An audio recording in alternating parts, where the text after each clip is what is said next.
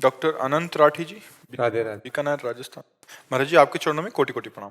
महाराज जी, मैं एक मनोरोग चिकित्सक हूँ। किसी भी रोगी की मानसिक पीड़ा कम करने के लिए मेरे मन में क्या भाव होने चाहिए और भगवत भाव किस तरह किसी रोगी की मानसिक पीड़ा को दूर कर सकता हाँ, बात ये समझनी कि उसकी जो मानसिकता है वो ऊर्ध्वगति रहित हो चुकी है। मतलब अच्छे विचार और उत्तम विचार रहित हो चुकी है और वो पतन की तरफ ही जाएगी। उसका मूल अध्यात्म में कारण है पाप क्रियाएं, व्यर्थ चिंतन, ओवर थिंकिंग, बहुत सोचना और भगवत रहित सोचना, सत्य रहित सोचना। तो असत प्रपंच उसको एकदम डाउन करता चला जाता है। और दूसरा इसमें कारण है ब्रह्मचर्यहीनता। ब्रह्मचर्यहीन होने पर उसकी स्मृति शक्ति डाउन होती चली जाती है, उसकी सोच जो है वो पतित होती चली जाती है, क्योंकि भोगों का चिंतन, भोग क्रियाएं, तो ये पतित है ना, तो पतित चिंतन होता चला जाता है। अब अगर उसके चिंतन को बल मिले, शीतलता मिले, शांति मिले, आनंद मिले, तो अभी पलट जाए। जब तक ये नहीं मिलेगा तब तक वो पलटेगा नहीं। आप दवाइयों के द्वारा कितना भी रोकने की कोशिश करें, वो बेहोश रहेगा, वो नींद में चला जाएगा, लेकिन जब होश आएगा तब उसका चिंतन निगेटिव ही होगा, तब उसका चिंतन कमजोर ही होगा। अगर उसे अध्यात्म दे दिया जाए और धीरे धीरे दवाओं के द्वारा उसकी मानसिक शक्ति को पुष्ट किया जाए, उसे विश्राम मिले थोड़ा और अध्यात्म चिंतन उसका चलने लगे, जैसे भगवान का नाम तुम्हें इतना जपना ही है, तुमको अमुक पाठ करना ही है, कोई पाठ दे दे भगवान की स्तुति, कोई ये दवा के साथ अगर आप दो और उसको समझाने की चेष्टा करो। भगवान का जब तुम आश्रय लोगे तो तुम्हें चिंता नहीं करनी, हर जगह तुम्हारी रक्षा करेंगे। भगवान का आश्रय लोगे तो एक सेकंड में उन्होंने अनंत सृष्टि रच दी, तुम्हारे लिए हर व्यवस्था कर देंगे। भगवान इतने महाबलशाली कि उनके आगे किसी की नहीं चलती, और वो हमारे हैं, तो आपको चिंता नहीं करनी। आप जो व्यर्थ चिंतन करते हो ये ठीक बात नहीं है, उसके मन को व्यर्थ चिंतन से हमें बचाना होगा। तो जब तक हम नाम नहीं देंगे उसे, भगवत नाम, तब तक वो चिंतन करेगा तो क्या करेगा। आप दवा दे दिए, इसके बाद वो चिंतन क्या करेगा, तो उसका चिंतन बन, तुम रामायण देखो, आधा घंटे रामायण देखो, आधा घंटे महाभारत देखो, क्योंकि पहले वो बिल्कुल संसारिकता से थोड़ा अध्यात्म की तरफ तो झुके, और उसे कह दो गीता जी पढ़ो, गीता विचार करो, तो शायद वो ना कर पाए। तुम आधा घंटे सत्संग सुनो, आधा घंटे नाम कीर्तन करो, उसे लगाओ। अब जैसे हमारी बात बाहर से मान लिए, तो कितने ऐसे हैं जिनको आध्यात्मिक लाभ मिल रहा है। हमारी बात ना मानो तो हमारे पास रहो, तुम्हें लाभ नहीं मिलेगा। बात मानना, तो आप उसे किसी तरह अध्यात्म से जोड़िए, नाम से जोड़िए। राम नाम, कृष्ण नाम, हरि नाम, राधा नाम, नाम जपने लगे सो बस मंगल हो जाएगा, आप देख लीजिएगा। महाराज जी, ओवर थिंकिंग में अभी हम एक जने से बात कर रहे थे, उसको भी यही वो था। तो भय का बहुत वो रहता है महाराज जी, हर चीज का भय। वो मतलब बार बार कह रहा था मुझे डर लगता है, ये दवाई से डर लग रहा है, देखो, ये से डर लग रहा है। अपने द्वारा कुछ ऐसे पाप हो जाते हैं जिनको हम प्रकट नहीं करते, जिनका कोई दंड नहीं मिलता, वो बुद्धि पर, बुरी दशा आने के पहले बुद्धि बदली जाती है। समझ रहे हो ना, सबसे पहले जो हमें दंड मिलेगा भागवतिक, वो बुद्धि पर मिलेगा। कई साल हो गए, कई साल हो गए। अब वो ऐसा भयभीत होने लगा कि बिना कारण के भी भयभीत हो रहा है, वो काल्पनिक भय पैदा करके भयभीत होता चला जाता, और उसकी मानसिकता बिगड़ती चली जाती है। और उसको कोई प्यार देने वाला, कोई समझाने वाला, अगर उसको समझाने की भी चेष्टा करे तो नहीं समझेगा। उसके लिए एक ही दवा है, नाम, विश्वास मान लीजिए। ना ठीक हो जाए तो हमसे बताइएगा। महाराज जी, आपके जो शरणागत भक्त के लक्षण आप बताते हैं, निर्भय, निशंक, निशोक, निश्चिंत और विपरीत भावनाओं को त्याग, इससे सारे लक्षण उससे विपरीत दिख रहे थे। वो शंका कर रहा है, वो शोक कर रहा है, वो अनिश्चिंत है। हाँ, अब जैसे मान लो आप कहते हैं हम कोई पाप नहीं करते, लेकिन आपने वीरपात किया, उसमें एक बच्चा होने की सामर्थ्य है। अगर वही गर्भाशय में पहुंच जाता तो बच्चा होता ना, तो एक बच्चा की हत्या हुई ना। लाखों पाप हो रहे हैं, लाखों अपराध बन रहे हैं, ये सब करेंगे क्या, ये करेंगे क्या, तुम्हारी बुद्धि को भ्रष्ट कर देंगे। इसको खिलवाड़ समझते हो। जो हमारे ऋषि मुनियों ने शास्त्रों में लिखा है कि 20-22 वर्ष तक ब्रह्मचर्य रहो, इसके बाद पाणी ग्रहण संस्कार करो, गृहस्थी में जाकर संतान उत्पत्ति करो, धर्म पूर्वक चलो, अपने पति को भगवान मानो, अपनी पत्नी को भगवान मानो, दोनों प्रेम से रहो, एक पति व्रत, एक पत्नी व्रत। ये सब क्यों कहा गया है? पापाचरण, मनोरंजन, तो भी भोगो, कुछ दिन बाद मनोरंजन का फल अपने आप आ जाएगा कि आपका दिमाग ही आपको दंड देने लगेगा।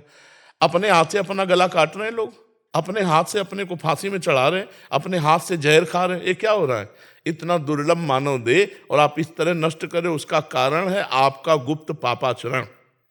पापाचरण होने के कारण हमारी बुद्धि शुद्ध नहीं हो पाती। अगर शुद्ध बुद्धि हो तो मानो जैसे हम फेल हो गए, तो पहली बात तो शुद्ध बुद्धि होने पर फेल होगा ही नहीं, क्योंकि अपने चैप्टर को बहुत अच्छी तरह पढ़ेगा। अब वो डिस्टर्ब है पहले ही, बॉयफ्रेंड, गर्लफ्रेंड, व्यसन, ये वो कई ऐसी बातें होती हैं जिनका लौकिक चिंतन करते करते वो और उतने में हो गया फेल। अब सोचा घर वाले डांटेंगे और मेरी स्थिति क्या, स्थिति तो ऐसे कई हैं, किसान हैं, विद्यार्थी हैं, खिलाड़ी हैं, बहुत से लोग ऐसे हैं, व्यापारी हैं, जो अपने को असमर्थ, असहाय, असफल समझ करके और ऐसा नहीं करना चाहिए, ये नहीं करना चाहिए। और ये तभी रुकेगा जब बुद्धि शुद्ध होगी। तभी तो देखो सबको प्रातःकाल उठने की आज्ञा हमारे ऋषियों को है, सबको अर्घ देने की, चाहे जिस कुल का हो, चाहे सबको सूर्य भगवान का आदर करने की और सबको नाम जप करने की, अपने यथायोग्य अधिकारानुसार मंत्र जप करने की। अब देखो गायत्री मंत्र का जो आखिरी अर्थ है वो परम सत्य मेरी बुद्धि को प्रचोदयात, सत्य की तरफ प्रेरित करे। पूरा मंत्र तो हम नहीं कहते क्योंकि अधिकारानुसार कहा जाता है। वो परम सत्य मेरी बुद्धि को सत्य की तरफ प्रेरित करे। प्रातः काल उठकर प्रार्थना तो बुद्धि शुद्ध होती। अब आप देखो 10-10 बजे तक सो रहे हैं, सूर्य भगवान उदय होने का कोई मतलब ही नहीं है, कोई दिनचर्या ही नहीं है, कोई दिनचर्या नहीं है। कुछ कार्य कर, कुछ कार्य कर। मनुष्य जीवन व्यर्थ नष्ट करने के लिए नहीं मिला है। देखो आज भी बीमार स्थिति शरीर की है, हम 11 बजे उठ जाते हैं, 12 बजे तक बैठे रहते हैं, 12 बजे के बाद थोड़ा टहले फिर बैठ गए, 1 बजे शौच स्नान, 2 बजे आ गए रोड में, 2 बजे क्या, 2 बजे के 10 मिनट कम, 1:50 पे आने। हाँ 2 बजे, और फिर देखो ये सब दिनचर्या चल रही है। अरे मनुष्य जीवन मिला है, खूब डट के मेहनत करो जिस डिपार्टमेंट में हो। मतलब बाबा जी हो तो डट के भजन करो, तपस्या करो, कष्ट सहो, जगत मंगल करो, जो जहां है डट के करे तो मनुष्य जीवन की सार्थकता है। खाली बैठे हो मन तुम्हारा शैतान हो मार देगा। तो जो डिप्रेशन में, उनको कोई कार्य बताओ, उनके अनुसार, उनकी सामर्थ्य के अनुसार कि कोई भी कार्य कर ले, मतलब उसके अनुसार थोड़ा सा कार्यरत होना जरूरी है। बेकार आदमी डिप्रेशन में नहीं जाएगा और क्या जाएगा। और नाम जप करें और उसको बौद्धिक स्तर से पुष्ट करो। थोड़ी देर उसको आध्यात्मिक बातें बताओ, थोड़ी देर उससे बातचीत करके समझो कि इसकी दशा कहाँ डाउन हुई है, किस जगह है, ये डिप्रेशन का इसका कारण क्या है। तो विचार शक्ति ही हमको महान बनाती है, विचार शक्ति हमको नीच बनाती है। हमारे अच्छे विचार होने के लिए विवेक की जरूरत है। विवेक मिलता है सत्संग में, बाजार में नहीं मिलता है। बिन सत्संग विवेक न होई और राम कृपा बिनु सुलभ न सोई। तो भगवान की कृपा से आप खुद इतने बलवान बनो कि आप संकल्प करो, नाम जप करो, हमारी बात मानो और उसको संकल्प करो सामने आए हुए मरीज के कि मैं अपना नाम जप इसको देता हूं, और उससे कहो नाम जप करो। तो तुम्हारा जो नाम जप, मान लो 1000 नाम जप दिया, तो वो दान करने का तुम्हें 10,000 नाम का फल मिलेगा। समझ रहे हो, मैं अपना 1000 नाम कैसे तो 1000 दिए तो पलट कर 10,000 आपका फायदा जो होगा ना, वो 10,000 नाम का फायदा हो और उस जीव का उत्थान होने लगेगा। तो आप भी नाम जप कीजिए और उसके विचारों को पढ़िए और उसको आध्यात्मिक में धीरे से लाइए और भगवान का बल उसे दीजिए, तभी पुष्ट होता है, नहीं तो फिर परेशान हो जाएगा। एक समस्या है, हजारों समस्या है, हजारों समस्या है। शरीर स्वस्थ है, खाने पीने को सब है। अब बेटी ब्याह के योग्य है, पैसा नहीं है, बेटी का ब्याह करने के लिए वो आया ना, तो लड़का वाला ऐसा रईसी दिखाएगा मुझे कार ही चाहिए। अरे चाहिए कि तुम अपनी बेटी दे रहे हो, बस हमारे लिए पर्याप्त है। कितनी समस्याएं ऐसे गृहस्थों के पास, ऐसे लोग, सब व्यवस्था हो गई है। अब बेटी का जहां ब्याह किया, खूब धन खर्चा किया, लड़का बेकार में निकला। कितनी समस्या है, संसार समस्याओं का पुंज है। यदि भगवान का भजन नहीं करोगे तो बहुत जीवन बेकार है, बहुत जीवन बेकार है। इसलिए सबको चाहिए थोड़ी थोड़ी देर। अभी एक रास्ते में देखा था, जब हम अपने लोग आ रहे थे तो रोक के बात किए थे, कह रहे थे 5 मिनट 1 घंटे में और 24 घंटे में 24 मिनट। सिर्फ इतना मैं अभी कुछ दिन हुआ शुरू किए, मुझे बहुत आनंद है महाराज जी, मेरा जीवन बदल गया। ऐसा वो रोक के कह रहे, हाँ रोक के कह रहे। तो उसमें जो सुबह हम आते हैं ना, उसमें बात मान लो। अगर नाम जप शुरू कर, अच्छा नाम जप में पैसा नहीं लगता। आपको ये नहीं कह रहे कि नहा के नाम जप करो कि भाई 4 बजे आप स्नान करो, ऐसा भी। और आजकल स्नान में कौन सी बड़ी ऊंची बात है कि भाई गंगा जी यमुना जी नहाने जाना, अपने बाथरूम में बंद करो, स्नान कर लो, फिर आराम से बैठ करके भजन करो, जीवन सार्थक हो जाएगा। घंटा 2 घंटा अगर नहीं कर सकते तो 24 घंटे में 24 मिनट तो कर लो। और मांस मछली मत खाओ, शराब मत पियो, पराई माता बहनों की तरफ गंदी दृष्टि मत करो, फिर देखो जीवन कितना उज्जवल और आनंदमय होता है। तो जी ऐसा समझाओ भाई, समझाने से ही है। और बिना नाम जप के वो समझ भी नहीं पाएगा। नाम जप होना अनिवार्य है। नाम जप बहुत बड़ी अमृत शक्ति है, अमृत शक्ति है। सर, गुरुवाणी में नाम जप और साधु सेवा दो की बहुत महिमा लिखी हुई है।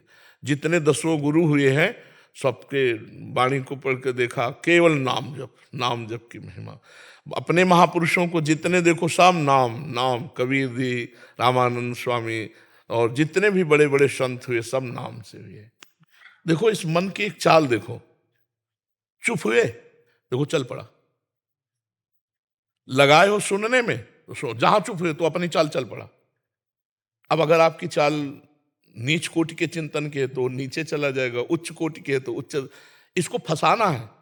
हम कार्यरत हैं तो मन लगा हुआ है, जहां कार्य से हटे तो राधा राधा राधा राधा राधा राधा, फौरन लगाओ इसको।